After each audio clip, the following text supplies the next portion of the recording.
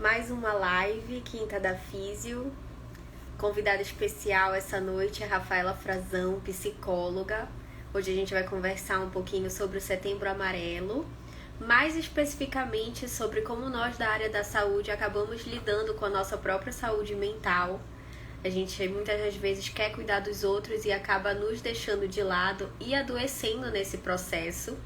Então hoje eu convido vocês a gente compartilhar um pouquinho sobre isso. Contem os desafios que vocês passam, eu vou contar um pouquinho sobre a minha experiência. A Rafaela também vai falar sobre a experiência dela. Se vocês tiverem perguntas, vocês podem mandar, tá bom? Eu vou só esperar ela entrar aqui, você chegando, pra gente poder começar. Boa noite, oi Fernanda, tudo bom? Juliana.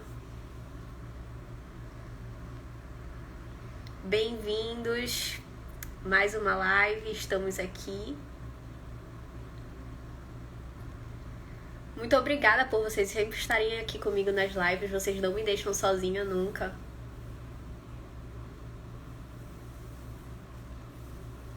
Já vi que a Rafaela já entrou. Márcia, minha tia, olha, família aqui presente também. Oi, Nadir, Bruna.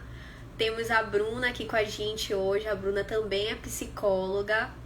Também é ligada no 220, empreendedora, além de psicóloga. Ela é dona da Donutisteria. Então hoje temos grandes presenças aqui hoje pra gente conversar sobre saúde mental. Olha lá.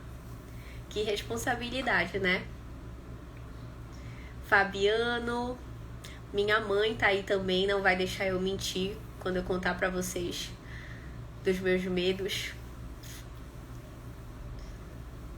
Vou chamar aqui a Rafaela pra gente poder começar a nossa live, tá bom?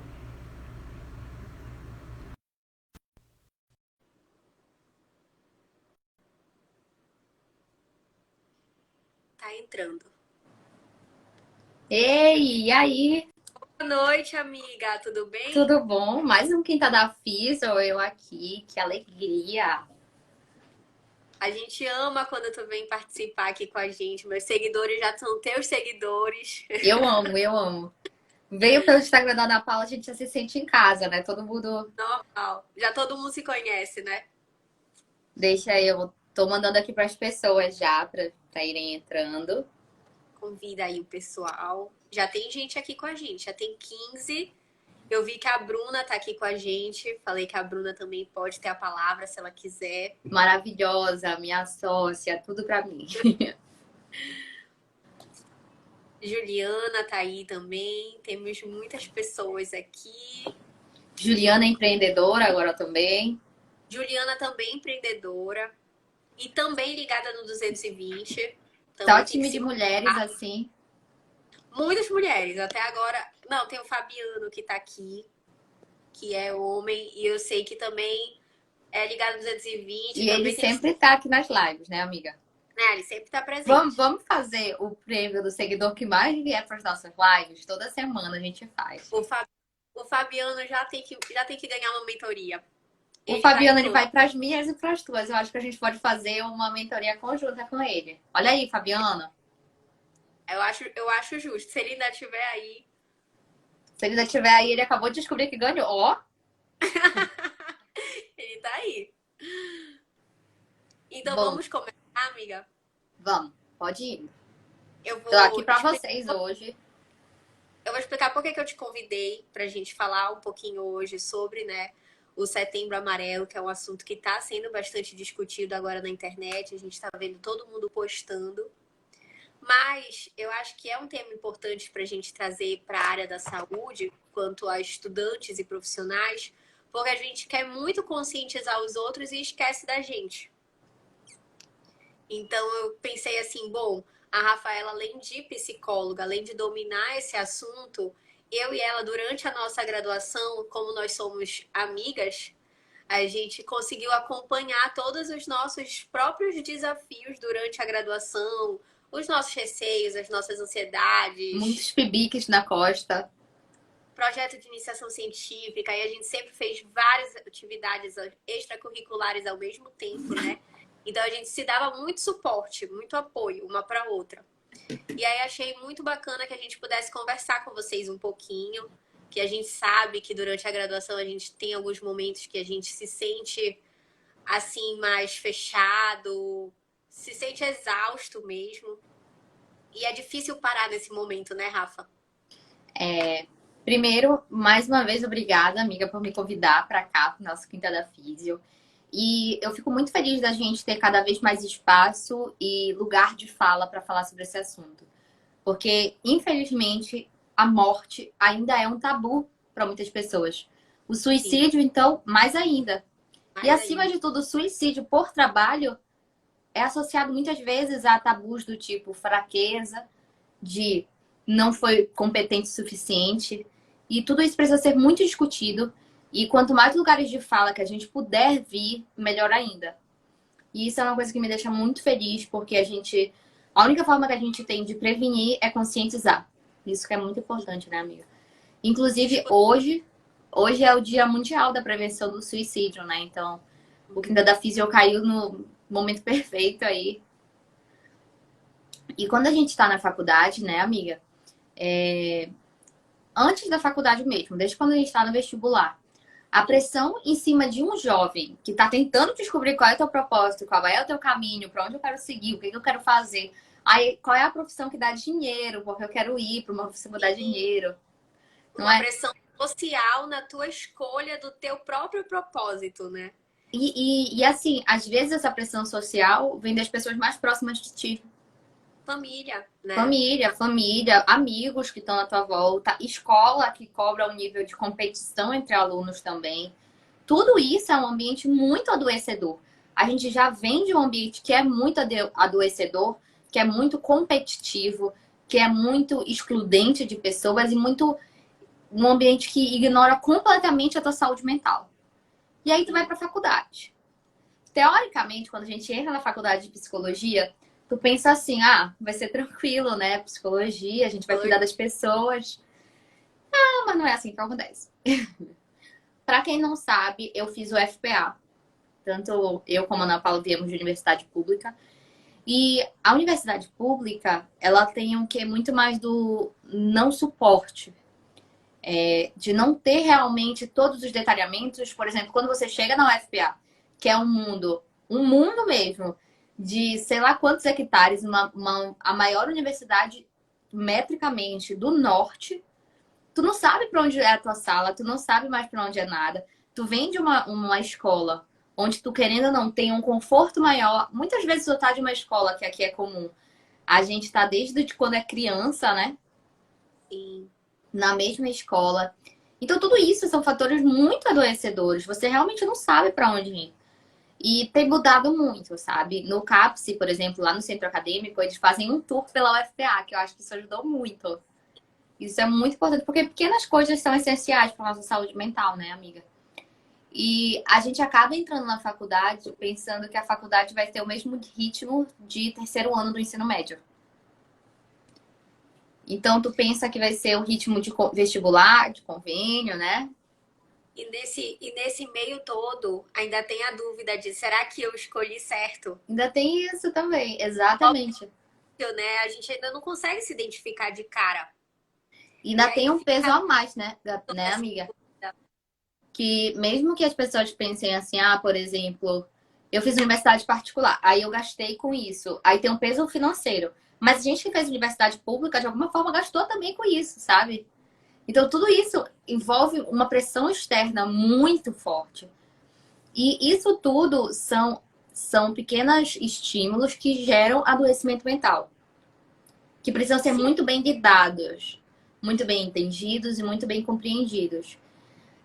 Na psicologia, principalmente na psicanálise, a gente tem uma frase que é a seguinte: o que a gente não fala, volta como sintoma. Então, o que tu não consegue expressar, o que tu não consegue falar, muitas vezes volta pro teu corpo, porque a gente é um organismo único, né? sim, com certeza. A gente somatiza muita coisa, né? Isso. E não só isso, a gente somatiza, né, amiga? E acaba não tendo a quantidade de ensinamentos para saber lidar com as nuances do dia. Porque imagina, que legal que seria se a gente aceitasse, por exemplo, quando a gente entra numa universidade sem saber absolutamente nada para onde a gente vai, quais são as minhas, com todas as dores que a gente acabou de citar. Se a gente tivesse tudo isso na cabeça e tivesse um pensamento claro, eu entendo quais são as minhas dores, eu me sinto assim por causa dessa situação, eu me sinto assim frente ao desconhecido, mas eu entendo. Agora, né? Exato, mas eu entendo agora, exatamente. Se a gente tivesse todo esse entendimento quando a gente entrasse, a gente ia prevenir muitos casos. Sim. Muitos casos. E, Rafa, eu acho interessante que tu falaste que o que a gente não fala e guarda vira sintoma. E essa fala para mim ela foi muito importante agora de relacionar com o que a gente está falando desse início de faculdade, vestibular, porque acho que as maiores dúvidas que nos cercam ali, elas estão muito envolvidas internamente e com a nossa família, com a nossa própria família. E geralmente, eu não sei se o pessoal aqui se identifica, mas eu, Ana Paula, tinha maior dificuldade de me abrir, de falar as minhas dores para minha própria família. Eu não queria mostrar que eu estava em dúvida em relação a alguma coisa. Então, as minhas maiores dores eram exatamente relacionadas internas, as minhas dúvidas e a minha família eu não conseguia falar, então eu guardava muita coisa. Ó, eu já sou um pouco contrário, porque quem viu o vídeo do porquê eu escolhi a psicologia, que eu até postei no dia do psicólogo, indico vocês a verem depois, que é um vídeo que realmente abriu meu coração, vai entender. A minha família sempre foi muito um alicerce pra mim, sabe? Então, a Ana Paula sabe, eles me apoiam em absolutamente tudo. Então, pra mim, isso era o lado mais tranquilo.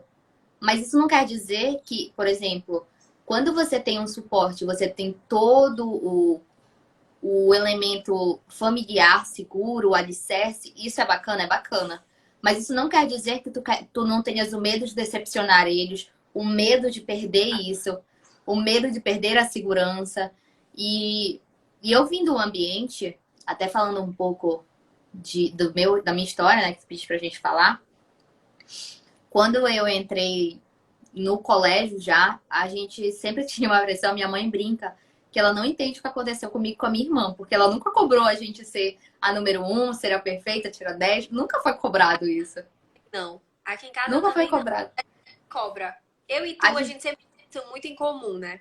Muito. E a gente acabou tendo isso muito próprio pra gente, e eu aprendi muito isso na faculdade, é porque quando você tem um nível de reconhecimento social, isso é tão reforçado para algumas pessoas que têm um tipo de personalidade específico, que isso acaba reforçando isso repetir, entendeu? Então, quando eu tiro 10, a minha mãe e a minha família pode não necessariamente gostar de mim, mas eu vejo que eu tenho mais atenção da minha sala.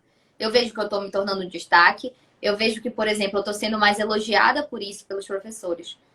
Isso gera um reforço para que no futuro eu continue tirando notas 10, nota 10, nota 10, nota 10, nota 10 e continue cada vez mais me esforçando em cima disso. E o problema é quando isso não acontece. E aí que eu ia chegar, né? A gente cria uma expectativa, né? Exatamente. E às vezes a gente tem um nível muito irreal disso. Porque na tua cabeça, quando você já tá no nível de perfeccionismo muito alto, tu não queres só se dar bem numa prova, tu queres tirar o 10. Tu quer ser a primeira Porque na minha cabeça, quando eu entrei na federal, eu disse assim: 9,6 é a maior média que já teve na psicologia, eu vou tirar uma média maior. Porque eu preciso tirar maior. Porque eu não posso tirar nada menos que excelente. Eu tenho a oportunidade de tirar excelente, eu vou tirar excelente. Eu pedia para refazer prova para alcançar o excelente. Então, imagina o quanto isso é estressante. Que pena que eu só consegui entender isso nos 2 últimos anos da faculdade. Não, foi bem no final, assim mesmo. Porque senão não teria. Acho que pra mim o final foi mais traumatizante. Pra mim, o final foi mais tranquilizante pela quantidade de coisas que eu tinha feito no início. E quando eu descobri que, por exemplo, anos de PIBIC que acreditavam todas as minhas quantidades de horas complementares, aí eu fiquei tranquila com uma coisa. Acreditei estágio, acreditei um monte de coisa. Então, meu último ano, eu só estagiei onde eu queria, que era organizacional. Eu não tinha nem mais matéria para fazer, porque eu fui tão desesperada no início que no final foi tranquilo. Então eu vejo que se eu tivesse tido o pensamento que eu tive no final, logo no início, eu não tinha ficado quase adoecida mesmo. E muitas vezes adoecida se eu não tivesse tido terapia, porque realmente, quando a gente faz psicologia, você precisa fazer terapia, hein? As pessoas que me seguem, que ainda querem fazer psicologia, primeira dica é, precisa estar na terapia para aguentar o curso. Senão não dá. Acho que esse conselho, na verdade, deveria ser para todo mundo, Deveria né? ser para todo mundo, né? É porque é obrigatório pra gente, mas deveria ser para todo mundo. A tua fala, ela mostra assim a importância da gente conseguir se planejar com antecedência para quando chegar nessa fase final de conclusões e dúvidas de TCC. seguir, TCC mesmo, mas acho que a maior dúvida, o maior medo sempre fica, né? Me formei agora, né? Tô no mercado, e aí, será que vou conseguir emprego? O que que eu tenho que fazer depois? Então, se planejar com antecedência já ajuda num sentimento, né, de tranquilidade. O que aconteceu comigo foi que, assim como tu, eu sempre fiz muitas atividades extracurriculares. Eu fiz tudo desde o início da faculdade. Eu sabia que eu tinha tudo, mas eu nunca tinha falhado. E querendo ou não, a prova da residência, eu poderia ter tudo, mas eu ia fazer uma prova. E a gente sabe que prova não mede o teu conhecimento. E se eu errasse uma questão? E eu sempre fui a pessoa que fica nervosa na hora da prova. Eu sempre Imagina. isso desde a época do vestibular, que eu perdia muito nas provas por causa de nervosismo. Então eu comecei a me cobrar nesse sentido, mesmo sabendo que eu tinha currículo, mas eu me preocupei muito com a prova. E aí o que que aconteceu? Eu viajei para São Paulo, teve um investimento financeiro dos meus pais para eu fazer a prova e eu não passei. E foi o meu primeiro não, eu acho, da minha vida acadêmica. Eu não consegui aquilo que eu queria. E aí foi quando eu realmente comecei a ficar com muitas crises de medo de, na hora de estudar, eu ficava com medo de errar a questão e descobrir que eu não sabia resolver aquela questão. Então, em vez de eu pensar que é bom eu resolver a questão, é bom que eu erre agora, para eu não errar lá na frente, não, eu tava com medo de descobrir que eu ia errar a questão e que eu não sabia mais um assunto. E a desaprovação social pressionando tua cabeça sempre, né? Total. E assim, meus pais ficaram chateados na época, porque eles chegaram para mim e falaram assim: minha filha, a gente nunca te cobrou. Se você não passar, não tem problema. A gente vai te ajudar e você vai tentar de novo. Mas eu não conseguia colocar na minha cabeça esse cenário. Então, Esse. esse final foi bem complicado para mim, assim, no quesito ter maturidade para conseguir aceitar os cenários e o que que eu podia fazer naquele momento. Sabe, eu lembrei de uma pesquisa, na P, falando, ouvindo a tua história, das pessoas que nunca fracassam e quando fracassam são muito, muito mais vulneráveis do que outras. Sim. Um conceito que eu tenho estudado muito recentemente é sobre vulnerabilidade. A vulnerabilidade, ela te traz um nível de resiliência e de resultados muito maior do que das pessoas que não são vulneráveis logo desde o início. Eu vejo que hoje em dia eu me permito errar, hoje em dia eu me permito ser mais vulnerável, mas não o suficiente, mas eu já me permito ser muito mais vulnerável do que era, sabe? E isso me trouxe ganhos extremos, porque eu acho que o primeiro passo da abertura à vulnerabilidade que eu tive foi, você vai saber muito bem, que foi quando eu larguei a psicanálise para ir para organizacional. Não, sim. Organizacional. E isso para mim foi um grande choque, porque imagina, dentro de ti, tu tá dando não para ti mesmo, né? Imagina a tua, Ana Paula, que ama neuro, louca por neuro, louca por neuro, louca, louca, louca, te apaixona do nada por intensiva. No último semestre, praticamente, da faculdade, né? Que é bem parecido aí. Tá acontecendo. Tá acontecendo aí, né? E aí, eu tinha na minha cabeça, assim, eu ouvia da minha mãe dizendo, mas tá tudo bem, tem que mudar, tu dá conta, a gente é só investir de novo, é só ter mais conhecimento, agregar, enfim. Mas na minha cabeça isso não podia acontecer, porque eu tinha trilhado um caminho específico para mim. Eu lembro muito bem que eu tinha anotado para mim assim, aonde eu vou estar daqui a 2 anos? Ah, eu vou estar lendo, por exemplo, dentro do corpo freudiano, fazendo a minha formação, que aí depois já vou começar a atender, porque aí eu vou entrar no mestrado, eu já ia engatar no doutorado. Eu tinha a métrica de anos que eu ia fazer na minha vida. E tudo isso era destruído simplesmente por mim mesma. Porque uma parte da Rafaela não suportava mais isso. Isso é muito doido, porque uma coisa que tu ama, de repente tu não ama mais. E isso sempre foi um medo muito grande pra mim, porque eu sou uma pessoa intensa, né? Então eu me dedico de corpo e alma porque eu gosto. E muitas vezes isso faz com que a gente não se permita ser vulnerável, não se permita questionar, não se permita enxergar as outras coisas que estão à nossa volta. Isso aconteceu muito comigo na faculdade.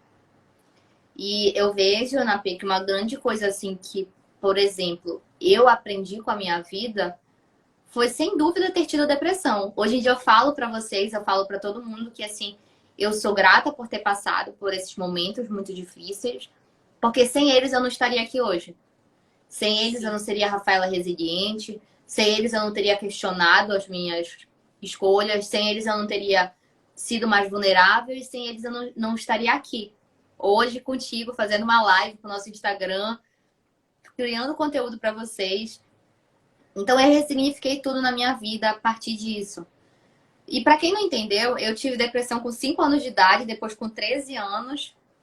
E eu só fui ressignificar 2 anos atrás. Quando eu tava com 22, praticamente. Então imagina, foi muito tempo para tu conseguir fazer isso. Então ninguém é obrigado a se amar depois de uma depressão, logo. Ninguém é obrigado a tive depressão, quis realmente destruir minha vida. Ninguém é obrigado a fazer aqui e agora pensar na tua vida de novo. Ninguém tá te pressionando para isso, entende? E ninguém é obrigado a enxergar a minha história e pensar, pô, eu preciso disso. Eu preciso ressignificar agora. Não te sente pressionado. Isso vem com o tempo. E acalma, respeita os teus sentimentos, porque realmente isso só o tempo é capaz de ressignificar tudo, né? E te aceitar da forma que tu és. Eu só tive a coragem realmente de dizer eu não quero mais nada da psicanálise, porque eu ouvi muito assim, se não for agora, porque eu tava no último ano da faculdade. Se não for agora, eu não vou ter mais um lugar seguro para testar o novo. E aí eu me arrisquei em estagiar na organizacional e aí foi a paixão à primeira vista, por isso agora eu crio conteúdo de empreendedorismo para vocês. Eu quero apoiar jovens empreendedores, eu quero que vocês realmente vejam que a vida não é apenas o mundo acadêmico, não é apenas tu ir para um concurso, não é apenas tu estudares. Tu sempre tem alguma coisa para entregar já. E tu tá pronto. A gente se fica pronto no caminho também, sabe? Tudo isso é Sim, o muito importante é importante. ter coragem, né, de experimentar. Eu acho que isso é muito legal que tu falaste, porque muitos seguidores me mandam mensagem com medo, porque como eu sempre falo que eu sempre quis neuro e acabou que foi neuro mesmo pra mim, mas eu poderia ter passado pelo que tu passaste, eu poderia ter mudado no meio do caminho. E tá tudo bem também, né? Mas E a Ana Paula ter escolhido neuro me deixou nervosa, pensando, meu Deus, se eu mudar organizacional agora vai dar tudo errado também. sim, e a gente, olha só como a gente é, né? A gente cria uma competição até entre amigas. Eu e tu, a É, gente sempre se apoiou, mas o fato de eu ter seguido no caminho e tu ter que mudar, tu ficaste receosa. eu digo nem tanto de competição, mas de comparação, entende? Tipo assim, Comparação. eu acho que essa é a palavra, porque tu acaba. Um estudo que eu sempre falo pra vocês aqui, eu falo pra vocês no canal do meu Telegram, é sobre como você é a soma das 5 pessoas mais próximas de você. E como a Ana Paula é uma pessoa próxima de mim, eu ficava tipo, trilhando assim, a gente fazia planos juntas, a gente trilhava nosso caminho juntas. Então, O tu nosso acaba. juntas ia acontecer. Então, se tu sai daquela linha de raciocínio, parece que tudo vai ser destruído. E não é bem assim. Hoje em dia, eu digo que uma das coisas mais gostosas da gente fazer é ter liberdade. Liberdade para experienciar, liberdade para experimentar o novo, liberdade para ser vulnerável, liberdade também para aceitar o teu momento de dor, porque aí já começo, até vou me adiantar e começar a falar um pouquinho sobre como lidar com tudo isso. Que, sem dúvida, uma das formas de tu lidares com a dor lidares realmente, saberes administrar toda essa pressão externa, é realmente tu aceitares isso. É tu entenderes os teus sentimentos. É tu ressignificares dentro de ti mesmo. Dizer assim, tá tudo bem. Às vezes eu quero parar 5 minutos, assim, só pra olhar pra dentro de mim, sabe? Não tem coisa mais gostosa no mundo. Tu tem essa liberdade. Ninguém tirou isso de ti.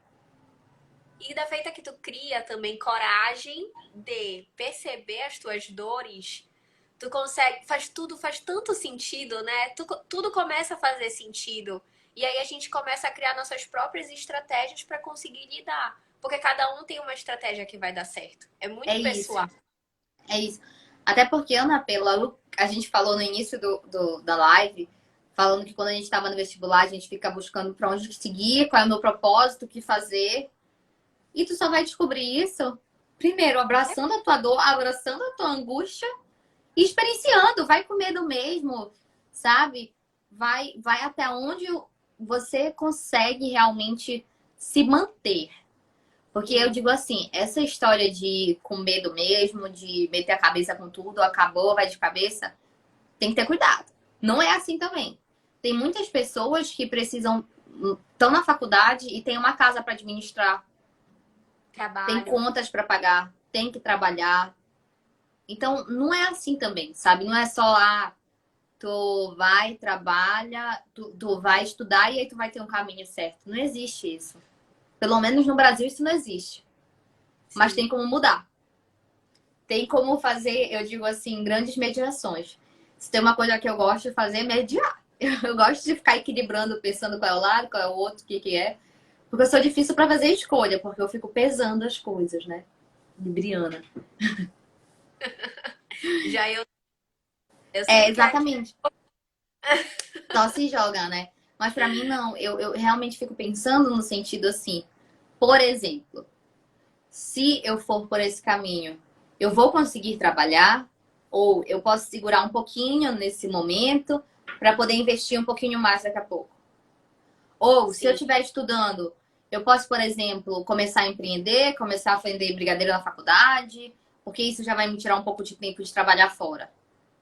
Então, tudo isso tem que ser muito bem administrado. Mas principalmente administrado por dentro. Não é Sim. com pressão, não é você ignorando o que sente, não é você ignorando que na tua volta tem 1000 variáveis para tu lidares. Que Não isso é vai dar deixando certo. sobre que o problema não vai existir, né? É Eu acho isso. que é importante também a gente entender que a gente precisa se identificar com alguém para conseguir abrir isso. É Não, isso. não só na terapia e buscar realmente a ajuda de um profissional, mas às vezes a gente precisa de alguém ali perto da gente para a gente se sentir mais confortável.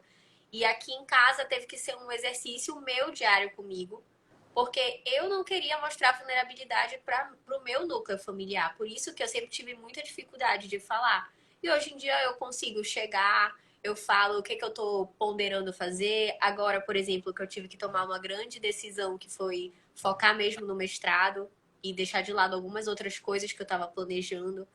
Eu tive que chegar aqui em casa, eu falei, eu conversei com minha mãe, com meu pai, escutei a opinião deles, falei o que era que eu queria e senti o apoio deles. Então foi uma decisão totalmente mais simples, mais fácil, me senti muito mais segura e confortável para tomar do que antes, quando eu tinha que decidir a residência que eu queria, se eu iria Se para fora. jogava e tudo, né? Isso. Não, é isso. A gente fala que existe alguns pontos de prevenção essenciais. Um deles é uma rede de apoio. Quando tu tem uma Sim. rede de apoio segura, e assim, ainda bem que eu e a Ana Paula a gente tem uma rede de apoio que apoia realmente, né? Que segura a gente. E às vezes isso não existe, amiga. Às vezes as pessoas não têm isso. Mas uma rede de apoio segura é sempre um dos melhores jeitos de você prevenir. Por exemplo, uma coisa que eu queria deixar claro para vocês aqui. Eu tenho um amigo que tá triste, Rafa, como é que eu posso lidar? Primeiro, entende a rede de apoio dele. Pensa, quais são as pessoas que estão à volta dele? Sou só eu?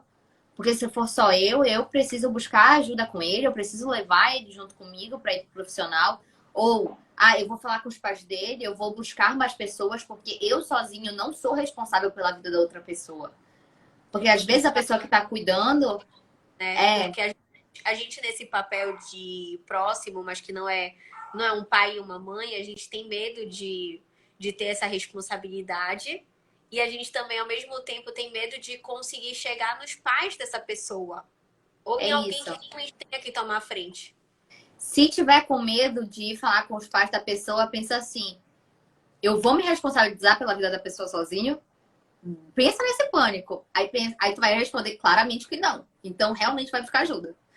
Porque Sim. precisa de ter, nem que seja assim, um avô, uma avó, um tio, uma tia, um primo, outros amigos que também estão na volta. Mas se a pessoa não tiver uma rede de apoio, pensa com ela qual é a rede de apoio que vocês vão criar. Perfeito, gostei muito disso. Vezes assim, amiga, eu acho que aí depois já saindo um pouquinho mais da questão da faculdade, né, de todos os medos que a gente já conseguiu conversar aqui e decisões, na nossa parte profissional já, depois quando a gente começa a trabalhar, a gente começa a encontrar isso nos nossos pacientes. Sim, E eu, Ana Paula, sinto muito que na fisioterapia, por ser uma profissão de muito contato, os pacientes eles se abrem e eles criam uma relação contigo. Isso a gente sente desde a graduação, na verdade. Assim, os nossos pacientes do estágio, quando a gente ainda é aluno, a gente sente que cria-se uma relação, porque a é gente por vê causa a do pessoa, vínculo, né? cria um vínculo. E muitas É, das vezes a gente escuta várias coisas. E perfeito. Isso é muito importante, né? como profissional, eu me sinto hoje muito responsável quando eu escuto um relato que me chama a atenção e eu penso, será que essa pessoa está tendo suporte para isso? Porque eu, como fisioterapeuta, não sou capacitada para isso. Eu Então, eu acho preciso que preciso saber abordar como que eu vou encaminhar esse paciente, né? isso é muito importante, Ana Pedro. Tocaste num ponto que é essencial, que a gente da faculdade de psicologia aprende, mas que todas as faculdades todo mundo deveria aprender, principalmente da área da saúde, que é como lidar com o paciente que a gente fala que é um paciente de prevenção ao suicídio, que é um paciente que liga um alerta vermelho realmente. E isso, para ligar o alerta vermelho, até para vocês entenderem como é que liga esse alerta, é muitas vezes uma pessoa que você vê que não está aderindo tanto ao tratamento, que é uma pessoa que está desesperançosa com a vida, com o tratamento. E você, se a pessoa criou vínculo com você, aproveita, porque talvez você seja um alicerce daquela pessoa. E eu sei que isso dói de ouvir, eu sei que isso é pesado de ouvir, isso é forte de ouvir, mas, como eu falei, muitas vezes aquela pessoa só tem você. Então, pensa junto com ela quais são as redes de apoio que você pode ter, que você pode criar para a pessoa, quais são as pessoas que você precisa acionar naquela hora. Isso é muito, muito importante. E Rafa, tem algum jeito assim, se tu pudesse dar um conselho pra gente da área da saúde de modo geral?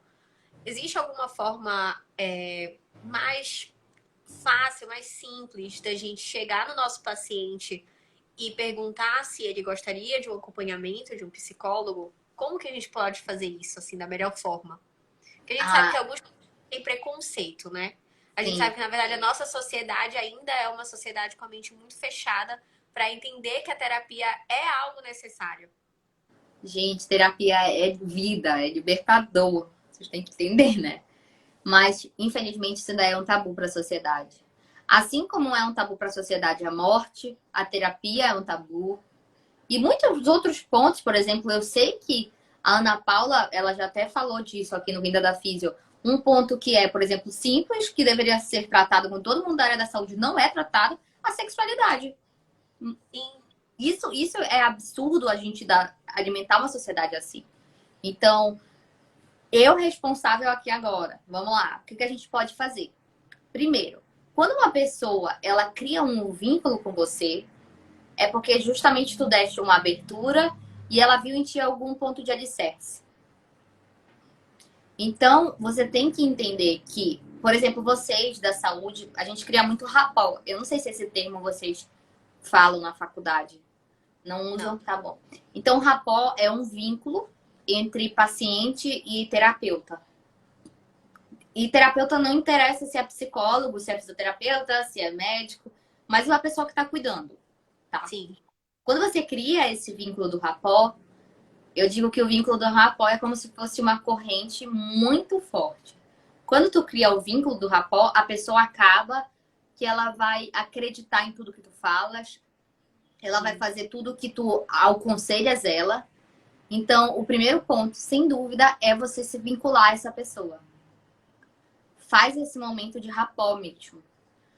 E como uma pessoa se vincula, Rafa? Como é que eu vou fazer isso? Primeiro, se a pessoa já tá, por exemplo, você deixando você entrar em contato com o corpo dela, que a fisioterapia, ela gera um rapport muito forte e você cria vínculo com os pacientes. Porque imagina que tu tá tocando no corpo da pessoa, é o espaço dela, né? Isso é muito, muito sério. Isso já é um ponto para ser validado. Se a pessoa tá deixando você tocar no corpo dela, tá deixando você entrar, querendo ou não, no espaço dela, aí você já pode inserir falas do tipo, bom, e aí, tudo bem? E aí tu já percebeste que a pessoa não tá tão bem assim. E aí como é que tu vai fazer? Como é que tu segue? Tu fala assim, ó, eu tenho te sentido realmente com a energia um pouquinho baixa hoje, tá tudo bem? Mas se não tiver bem também, ou se não tiver bem, tu não quiser falar, tá tudo bem, eu tô aqui quando tu quiser falar. Eu tô disponível pra você. Eu sou uma pessoa que está disponível pra você. Isso é sempre Você importante deixar a dizer. escolha ser do outro, de te falar ou não. Exato. E tu precisa Tá. ser muito, muito, muito claro em dizer que você tá disponível pra falar pra outra pessoa. Entendeu? Isso é muito importante você trazer. Outra coisa pra falar assim, a pessoa se abriu já, e agora? A pessoa já me contou que a vida dela tá isso, aquilo, aconteceu situações muito difíceis, ela não aguenta mais viver, e a única coisa que ela gosta de fazer na vida dela é vir pra fisioterapia porque ela gosta de conversar com a Ana Paula. Sim, isso eu já passei Já por isso. aconteceu, né? Eu sei.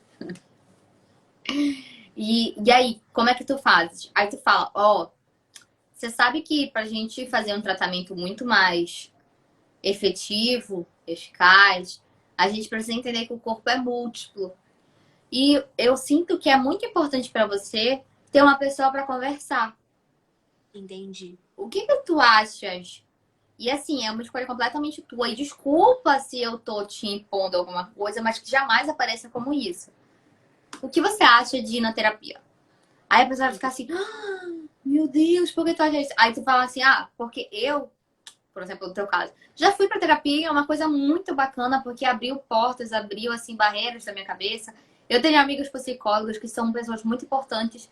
E aí fala assim, ó, por exemplo, ó, eu tenho uma pessoa pra te indicar, se você se sentir à vontade com isso, que é uma pessoa da minha confiança.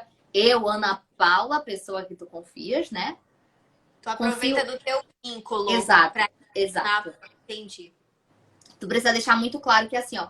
E ó, se você não se sentir ainda confortável para ir, eu tô aqui. Eu vou continuar estando disponível para você. Aí se a pessoa conversa vez ou outra e fala, aí tu fala assim, ó, pensou naquilo que eu te falei, pensou naquilo e tal, da terapia.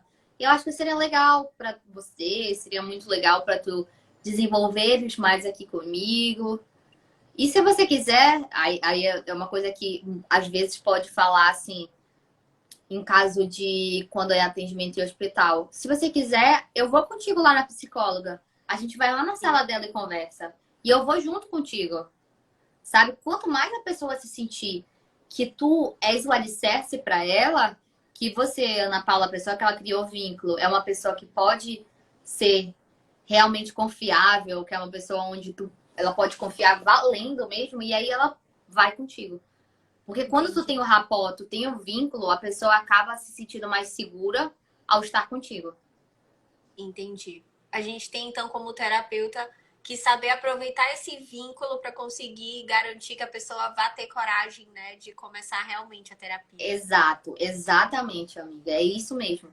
A gente escuta a pessoa, a gente percebeu no atendimento de fisioterapia que a pessoa não tá legal, que a pessoa não tá bem. Aí pensa, eu vou utilizar do meu papel de profissional e da pessoa que ela acreditou, da pessoa que ela criou vínculo para ajudar essa pessoa. Sim, entendi. Achei muito legal a gente conversar sobre isso agora, porque eu não lembro da gente ter essa fala, essa troca de fala, eu e tu. É, eu acho que a gente nunca falou. Acho que a gente nunca teve, né?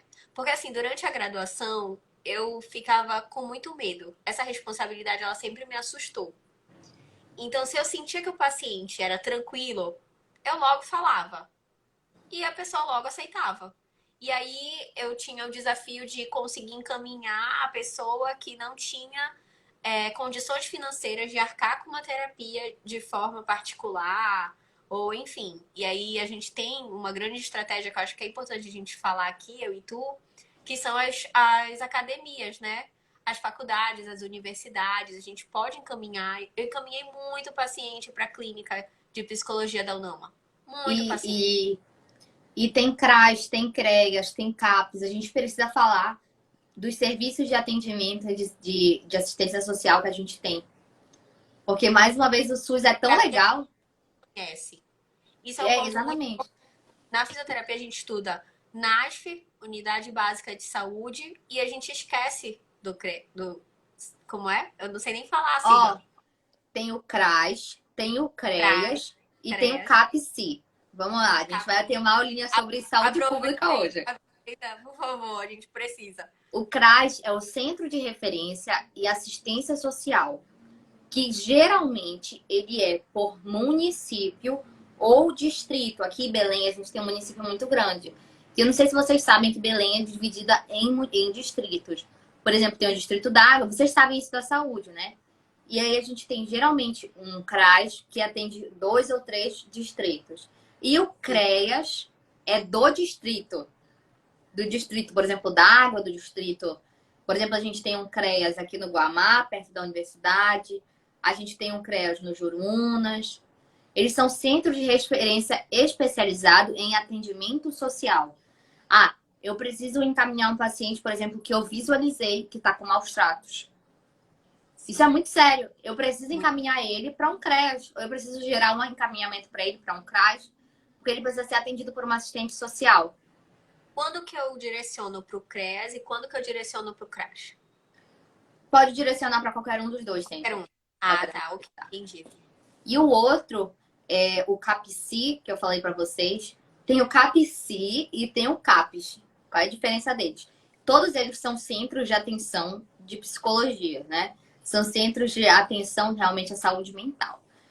Hoje a gente tem aqui no Pará vários CAPs e vários CAPSIs. É muito importante a gente entender que tem o 1, 2 e o 3. E aí eu não vou te saber exatamente se a gente ainda tem algum 1 efetivo aqui. Mas eu sei que, por exemplo, o CAPS 3, ele é específico para atendimento psicológico, psicoterápico, psiquiátrico e serviço social, toda uma equipe multiprofissional que atende apenas para álcool e drogas. Ele fica lá na frente de São Brás. Eu não sei se tu já viste alguma vez, mas ele atende a população de rua também. Justamente por isso. Esse eu acabei conhecendo por causa do Amor em Foco. É, a gente conhece por causa do Amor em Foco. Tu precisasse encaminhar uma pessoa em condição de rua. E aí eu aprendi que existia. Mas é algo que fica muito distante da nossa formação na graduação e a gente acaba isso é muito esquecendo. sério. Porque às vezes, eu não sei se vocês já pegaram algum caso de pacientes que faziam algum uso abusivo de álcool, algum tipo de drogas específica também. Porque isso é muito importante também encaminhar casos desse tipo. Sim. E para esse encaminhamento, você precisa falar com o teu superior, né? Porque ele geralmente que gera o encaminhamento. E muita gente não sabe fazer esses documentos, gente. Isso é muito sério. Sim. A gente da área da saúde... E falta de capacitação. A gente, infelizmente, acaba fechando os olhos para situações que são muito maiores. Porque, por exemplo, ela passou pela físio, ela conseguiu fazer toda a reabilitação. Mas ela tem uma estrutura familiar que está toda desconectada. Ela não tem rede de apoio. Isso é um trabalho de assistente social, que poderia estar muito bem sendo feito se a gente tivesse encaminhado a pessoa para um CRAS ou para um CREAS. Sim. Aí, por exemplo, tu tá atendendo um paciente que é de baixa renda. Aí tu diz, por que você não procura terapia ou algo do tipo? E ele te diz assim, eu não tenho para quem pagar. E aí, se tu A gente escuta muito isso. E aí, não tem condição de transportar para terapia. E aí? E aí, é exatamente isso.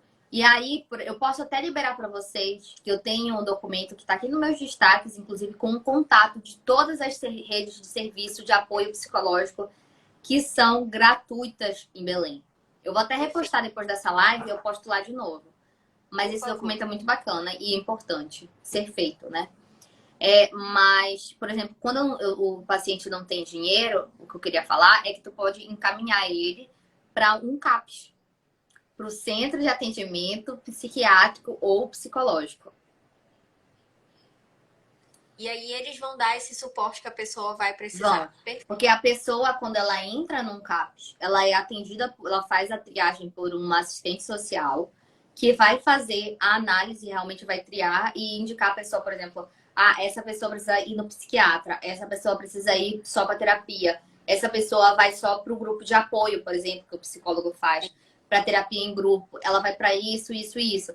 E tu sai do CAPS como se fosse com uma carteirinha, com teus horários, com teu cronograma. E isso é muito importante, Ana P, a gente destacar sempre o quanto o SUS é incrível, gente. A gente precisa defender o SUS, porque não tem igual no mundo.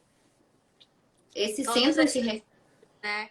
E até a gente da área da saúde desconhece os serviços que a gente tem dentro do SUS. A gente tem que parar com isso, a gente tem que começar a se apropriar. Porque o nosso paciente, como tu falaste, ele é um ser biopsicossocial e a gente precisa saber encaminhar ele para tudo que ele estiver precisando. E às vezes as pessoas falam comigo, por exemplo, tu conhece algum psiquiatra que atende em rede municipal, em rede pública? E isso, gente, todos os CAPs, todos os CRAs, todos os CREAs têm um psiquiatra disponível de graça, que a gente não sabe. E ainda mais pra ti, né, Ana P, por causa que paciente neuro, muitas vezes, ele precisa do atendimento psiquiátrico junto. Eu diria que todos. Todos, mas assim, né? tem uns que a gente percebe mais demanda mesmo. Eu percebo muita demanda naqueles pacientes que tem algum problema neurológico de forma traumática. Então, por exemplo, o paciente sofreu um acidente e a partir daquele momento ele não vai mais ter a autonomia que ele tinha. Aí a pessoa deprime, fica queixosa, não colabora com a fisioterapia. E aí tem... a gente também... Pode falar. Eu falei que isso pode gerar síndromes depois, por exemplo, síndromes quando a pessoa perde, né? No caso que tu faz de um acidente, ela perde um membro, é a síndrome do membro fantasma. E tudo isso precisa ser trabalhado de forma multiprofissional. E também eu percebo um outro cenário, que já são as doenças progressivas, neurodegenerativas. E quando a gente fala, assim, pelo menos na minha experiência, eu não sei se o pessoal teve alguma experiência diferente, mas a doença neurodegenerativa, eu senti muito mais, assim, uma demanda até da própria família, da pessoa que acompanha, do que às vezes o próprio paciente. Principalmente quando é criança. É muito delicado quando é criança. E sabe, Ana P, uma coisa que eu fico até triste é que, por exemplo, esses centros de referência, eles estão realmente muito mal cuidados, porque as pessoas não sabem deles. Às vezes eles recebem pouca verba pública e, porque não tem nenhum paciente, aí, porque não está em uso. Gente, a gente não sabe encaminhar. Exatamente, a gente não sabe nem encaminhar. E até a gente da psicologia, a gente não sabia muitas vezes. Até a gente ter aula de psicologia e saúde pública foi só, assim, tapa na cara mesmo pra gente aprender tudo que tinha. Porque a rede de cuidados em saúde mental no Brasil, pública, ainda é precária, Rafa. Mas ela existe. E ela precisa ser defendida, e ela precisa ser melhorada, e ela precisa ser investida publicamente, né? Com certeza. Existem muitas políticas públicas, Ana P, de cuidados de saúde mental. Mas tem uma lista mesmo de política pública aí que é instituída, uma lista de direitos que os pacientes têm, uma lista de, por exemplo, atendimentos. A Ana Paula sabe, eu trabalhei muito tempo lá no Betina, né? No Hospital Betina Ferro de Souza, que é o Hospital Universitário da Federal. E lá dentro as pessoas entravam, por exemplo, ela foi numa unidade básica de saúde e foi encaminhada para ir num neuro, e aí ela é encaminhada para o Betina. Exemplo. Lá no Betina, a pessoa para ela conseguir entrar, é o seguinte, ela entra, ela vai passar pela assistente social, Ela vai passar pelo psicólogo, pelo terapeuta ocupacional, pelo fisioterapeuta, pelo fonoaudiólogo. Então tem uma rede toda de cuidados, né? E isso Isso, precisa ter. Pode falar. isso me chamou muita atenção porque eu sempre tive assim consciência disso, sempre procurei me usar como um instrumento de capacitação mesmo, de educação dos direitos dos meus pacientes, mas isso era algo que eu deixei completamente de lado. Acabo de perceber isso, acabo de perceber que, por exemplo, eu sempre encaminhei para o NAMA, para a clínica escola de psicologia da UNAMA, porque era mais fácil encaminhar, porque eu não sabia encaminhar para um crash.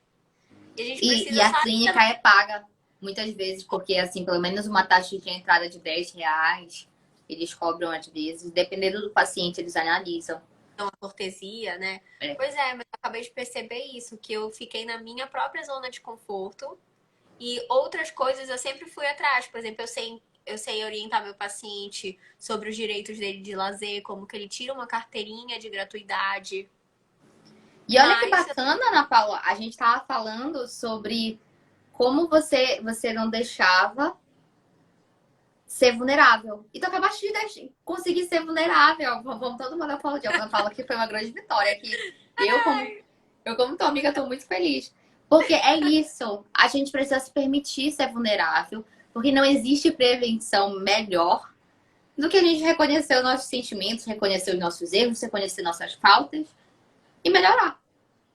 E sim, pensar, medir, às vezes a gente nem precisa melhorar, às vezes a gente só precisa equilibrar e pensar, eu preciso melhorar mesmo? Ou é só uma coisa da minha cabeça, ou é só uma pressão minha? olha, a Fisiocreativa falou que teve a oportunidade de vivenciar o acompanhamento de saúde mental na estratégia saúde da família. Ai, que bacana. Que bacana. Olha, Ó, o Renan tá aqui com a gente. Oi, Renan. oi. Eu vi a live com ele também. Ai, essa live ficou no meu coração, vocês sabem. Ô, amiga, o que tu acha da gente abrir agora para as perguntas que as pessoas ainda tiverem sobre prevenção na saúde mental? Inclusive, a gente já falou muito, já são 5 para as 9, tu acredita? A gente falou muito. Mas Essa assim, live tá cheia de conteúdo para vocês, mas ao mesmo tempo, eu só queria fazer um resumo antes da gente abrir para as perguntas. perfeito, isso que eu ia te falar. Vamos fazer um É apanhado, vai. isso. Uma coisa, coisas que vocês precisam entender sobre cuidados de saúde mental e como se prevenir nesse ambiente de saúde, de estudo que acaba adoecendo a nossa saúde e ambiente de trabalho também. Primeiro, entender qual é a tua emoção e respeitar a tua dor, respeitar o teu sentimento, aceitar aquilo. Aceitar que muitas vezes você vai fracassar, você vai ser vulnerável, você vai errar, porque isso acontece. Ressignificar tudo isso e entender, né, realmente. Buscar sempre ter uma rede de apoio, porque rede de apoio é prevenção. E estratégias de autocuidado. O que são essas estratégias de autocuidado, Rafa? Parar 30 minutos no meio de um dia estressante de estudo, de trabalho, ver uma TV, fazer nada, olhar para o teto, ver o vento, a janela, qualquer coisa. Para 30 minutos. Ligar Isso para foi quem tu gosta. Pode a falar. pandemia que trouxe muito à tona, né? O É, autocuidado. Eu, Ana Paula, descobri vários autocuidados diferentes que me identifico e que me faz muito mais bem do que outras coisas que eu achava que era o autocuidado. não, isso é muito bacana, né? O que. Ah, e também, se vocês quiserem saber um pouco mais, que eu lembrei agora, eu deixei lá aqui no meu Instagram tem um post de hoje, que eu acho que a Ana Paula até repostou, Sim, falando sobre a sobre alguns autocuidados que são importantes vocês terem. Por exemplo, a gente vai se conhecendo e vai criando novos autocuidados, sabe? Mas eu posso até fazer com vocês uma técnica que eu li de respiração, é muito bacana também, mas eu vou falar isso para vocês daqui a pouco. Você ler um livro que você gosta, ficar com quem você gosta. Uma coisa que é muito autocuidado para mim, abraçar meus cachorros. Não existe autocuidado melhor do que ficar com meus cachorros, gente. Bom demais. demais. Então é realmente fazer coisas que você vê que faz bem para você. Para 30 minutos no meio de um dia caótico. Oi. Largar o celular. 30 Largar o minutos. celular. Largar. Meu Deus, com certeza. Principalmente a gente que tá muito ligado na internet o tempo todo, né? E o pessoal que tá aqui no Instagram tem muito Instagram aqui comentando pelo que eu tô vendo, então tipo, a gente essa confiança de estar presente na internet o tempo todo, e eu acho que às vezes é importante a gente estar assim, sem o celular, 20 minutos É. sem cobrança da internet. Exatamente. A internet, ela é um meio facilitador, mas ao mesmo tempo ela precisa ser equilibrada. Ainda mais nessa pandemia, né, Ana P? Eu, por exemplo, trabalho de home office a maior parte do meu dia. Então eu trabalho no computador o dia todo, eu termino do computador, aí eu abro meu Instagram para falar com vocês, para criar conteúdo. Então a gente fica o tempo todo voltado para as redes sociais. E aí eu Os faço alunos com da EAD, tudo. E aí, por exemplo, eu vejo que a gente precisa fazer contratos com a gente. Eu tenho contratos do tipo, antes de dormir eu leio o livro que eu quero. Antes sim, de, quando eu acordo, eu medito. Então tem que ter alguns contratos para tu não pirar, eu digo assim, realmente. sim. Gostei. O ANAP e Continua o apanhado. uma coisa que se vocês quiserem, depois que acabar, a gente abre uma live e faz. É um exercício de mindfulness que é justamente de autocuidado para vocês se relaxarem, para vocês desligarem tudo. Mas só se vocês quiserem aí, pode comentando aí embaixo se vocês quiserem, eu faço com vocês. Outra coisa que a gente falou que é muito importante é a gente da área da saúde entender que saúde mental está na saúde pública e é um direito dos nossos pacientes, né? A gente Perfeito. não precisa só saber como orientar o paciente que você percebe que tá triste, tá sem família em volta, tá sem rede de apoio, né? Mas você precisa realmente entender que existem estratégias públicas, existem políticas públicas de cuidado de saúde mental. Sim. Bom, eu acho que esse foi o apanhado mais geralzão, Ana Paula. Tem mais alguma Foi coisa aí? perfeito. Não, eu acho que só relembrar alguns pontos importantes que durante todo esse apanhado que tu fizeste, eu acho importante falar. Pessoal que está na faculdade, sem pressa. A faculdade, eu acho que tem que ser um espaço, como tu falaste, de liberdade de experimentar. Não tenha medo de experimentar, de se descobrir dentro da faculdade. É realmente uma zona de segurança que a gente não pensa, às vezes, como uma zona de segurança e fica com medo. Quando a gente entra no mercado profissional, tem que continuar se cuidando, senão a gente também adoece. A gente cria uma grande responsabilidade com os nossos pacientes quando a gente já está realmente no mercado profissional. Eu, Ana Paula, ainda tenho muito que aprender. Tem muita gente que acha que porque eu só posto o lado bom das coisas, acho que, tipo, tá tudo bem.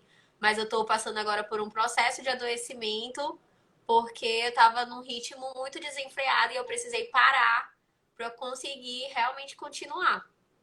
Então a gente tem que conseguir ter esses momentos com a gente e sair da nossa zona de conforto e estudar mesmo a nossa rede de saúde mental no SUS para a gente conseguir direcionar os nossos pacientes. Porque conhecimento é poder, né, Rafa? É isso mesmo. Acho que o nosso tempo tá acabando, meu Deus. Tá, acabou de apitar aqui. Bora bater um print então antes, logo. Vamos.